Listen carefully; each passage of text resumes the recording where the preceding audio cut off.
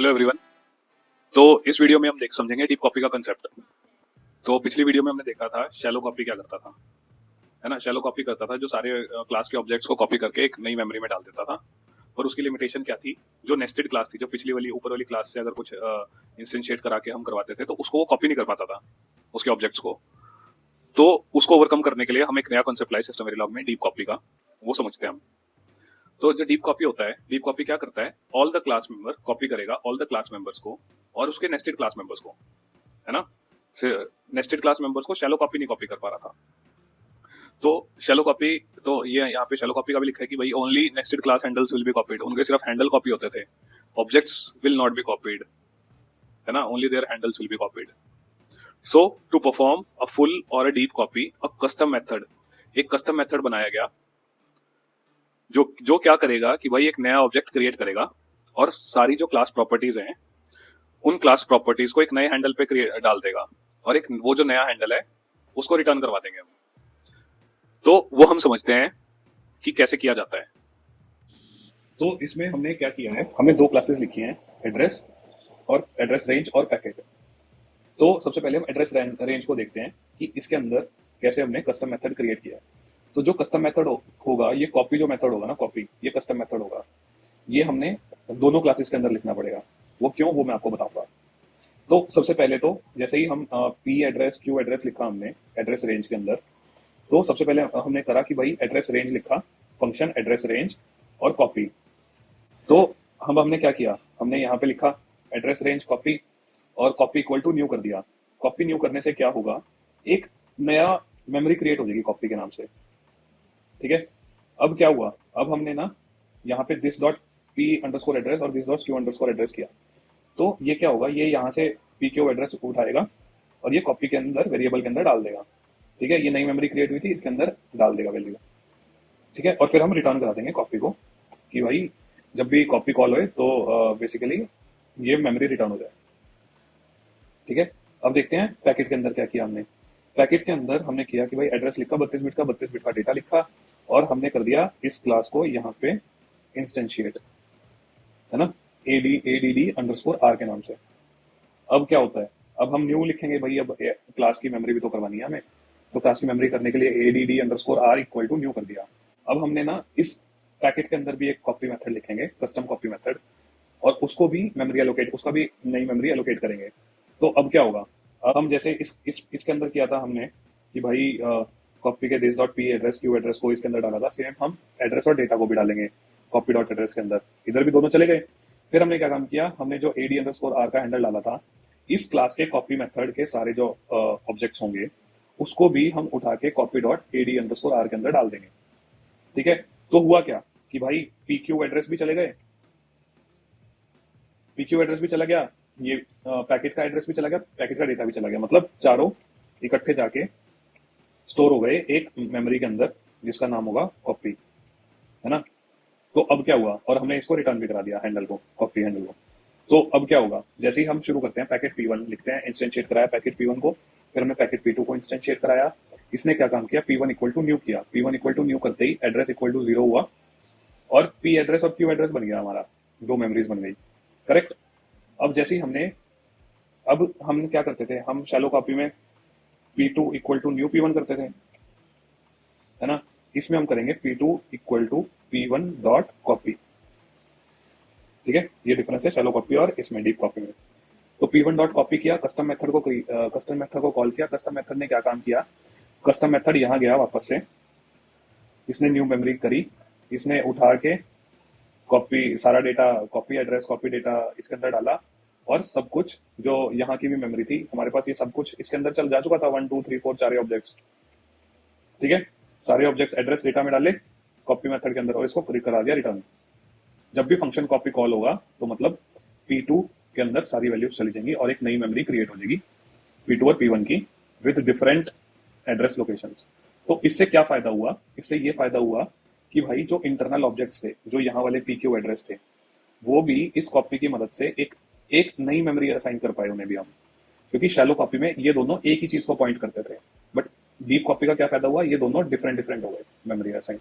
तो अगर हम पी डॉट एड्रेस रेंज के अंदर इसको चेंज करते हैं, पी अंडरस्कोर एड्रेस को, तो हमारा कोई इफेक्ट नहीं होगा। ठीक है, पी एड्रेस या क्यू एड्रेस को चेंज करते हैं तो हमारा P1 पे कोई इफेक्ट नहीं होगा। ठीक है, इस पे कोई इफेक्ट नहीं होगा।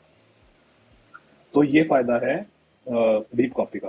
तो यहाँ पे थोड़ी सी ये थियोरेटिकली भी लिखा है कि भाई on calling copy method a new memory will be allocated, a new memory will be allocated and the variable values will be copied to the new object। जो variable values हैं वो copy हो जाएंगी to the new object and also it will call the copy method of the handle inside the object।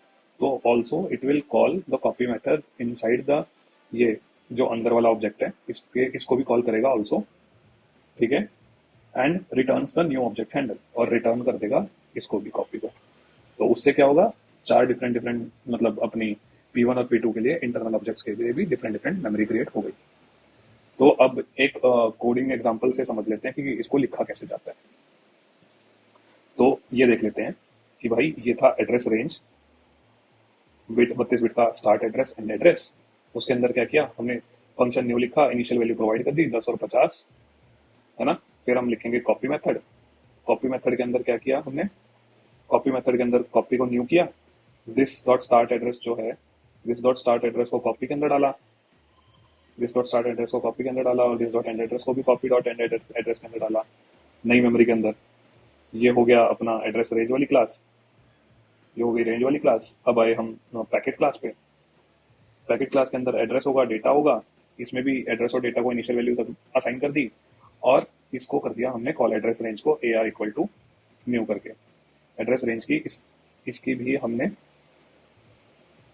Class को instantiate कर दिया और new यहाँ पे इंस्टेंशिएट किया था और हमने न्यू असाइन कर दिया, इसकी मेमोरी क्रिएट कर दी।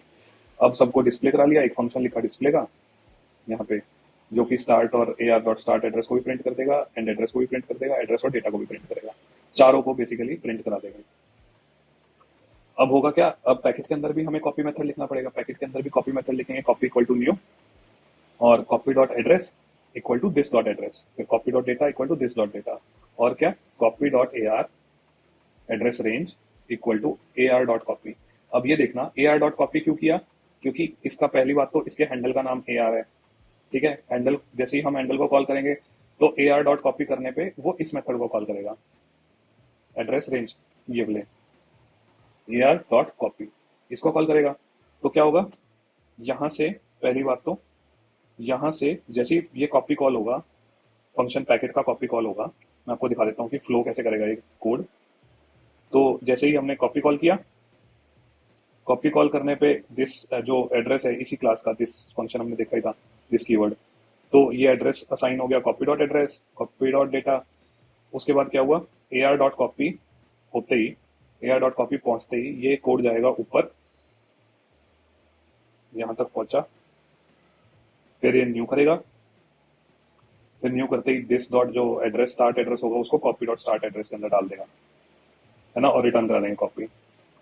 तो सिमिलरली इसकी वैल्यू, ये कॉपी के जो पैकेट के अंदर कॉपी का एक न्यू मेमोरी बनी, वो सारी मेमोरी ऊपर वाली जो इंटरनल क्लास है उसकी एक अलग से कॉपी बन जाएगा, उसका एक अलग से कस्टम मेथड बन जाएगा कॉपी। तो कॉपी के अंदर कॉपी बन गया। तो इस तरीके से इंटरनल ऑब्जेक्ट्स को कॉपी कर लिया जाता है कि भाई पहले जो नॉर्मल वाली पैकेट क्लास है उसका कॉपी कॉल होएगा, फिर जो नेस्टेड क्लास है उसका कॉपी कॉल हो जाएगा। तो इसमें एड्रेस होएगा, डेटा होएगा, और इसमें स्टार्ट एड्रेस और एंड एड्रेस वो इसके अंदर कॉपी होगा। तो इससे क्या पता लगा, हमने चारों एक साथ कॉपी कर लिए नॉर्मल एक कॉपी कॉल करने पे। तो अब देखो, अब packet P1 P2, packet P1 equal to new, packet dot display, P1 display करने पे सारी इनिशियल वैल्यू दे देगा, है ना। ये इनिशियल वैल्यू क्या थी देख लो, 10 50 और 10 और FF, 10 50 10 और FF। ठीक है, P2 डॉट डिस्प्ले करने पे क्या किया, अब P2 इक्वल टू न्यू कर दिया, P2 डिस्प्ले किया, तो P2 इक्वल टू न्यू करते ही एक नई मेमोरी असाइन हो गई जिसकी वैल्यू सेम होगी, है ना, क्योंकि इनिशियली है।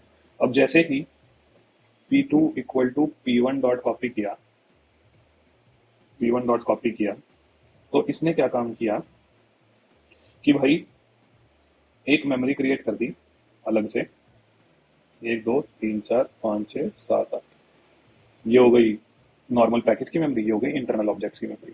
तो इसने इंटरनल ऑब्जेक्ट्स की मेमोरी क्रिएट कर दी, तो होगा क्या कि अब इंटरनल ऑब्जेक्ट्स की डिफरेंट मेमोरी है, तो जैसे ही इसने एड्रेस की वैल्यू चेंज करी, एड्रेस की वैल्यू 68 करी, हाँ P2 डॉट एड्रेस की वैल्यू देखो हमने क्या किया यहाँ पे, P2 dot address, P2 dot start address और P2 डॉट एंड एड्रेस सबको चेंज कर दिया, और AR भी लिखा हुआ है यहाँ पे, देखना ध्यान से, AR भी लिखा हुआ है, P2 dot AR dot start address.